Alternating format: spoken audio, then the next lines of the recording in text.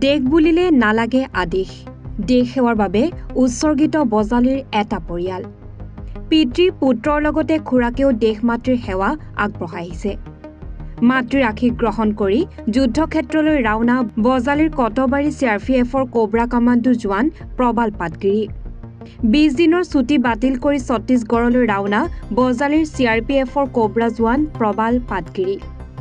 কটবাৰীৰ এই পৰিয়ালৰ মাজত এতিয়া কান্দোনৰ ৰোল উল্লেখ্য যে জোৱানজনৰ খুৰাকেও সন্মুখৰ পৰা কাশ্মীৰৰ যুদ্ধত নেতৃত্ব দিছিল নমস্কাৰ মোৰ নাম শ্ৰী প্ৰবাল পাটগিৰি মই চিআৰপিএফৰ কোবৰা কমাণ্ডো বেটেলিয়নত আছোঁ আমাক কালি ফোন কৰিছিল ৰাতিপুৱা যাবলৈ ইউনিটত ৰিকল কৰিছে মই এতিয়া যাম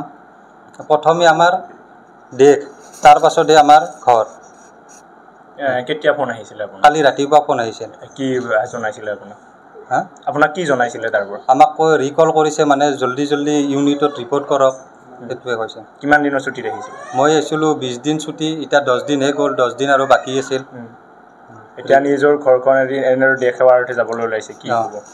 দেশৰ কাৰণেতো যাবই লাগিব দেশৰ কাৰণে আছোঁ চব গোটেও যাব দেশৰ কাৰণে প্ৰথমে আমাৰ দেশ তাৰ পাছতে আমাৰ ঘৰ পৰিবাৰ আপোনাৰ খুৰা আপোনাৰ দেউতাও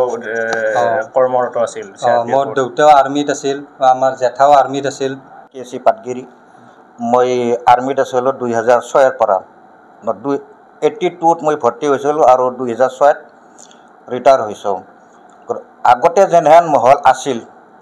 তাতকৈ এতিয়া মহল সিহঁতৰ বেছি হৈছে গতিকে আমি দেশৰ কাৰণে ভৰ্তি হৈছোঁ আৰু দেশৰ কাৰণে যুঁজিম দেশ সবচে পহিলা আমাৰ দেশখন ৰক্ষা কৰা তাৰপিছতে আমাৰ ঘৰখন ৰক্ষা হ'ব গতিকে তেওঁ যেটো মাতিছে তেওঁ যাবই লাগিব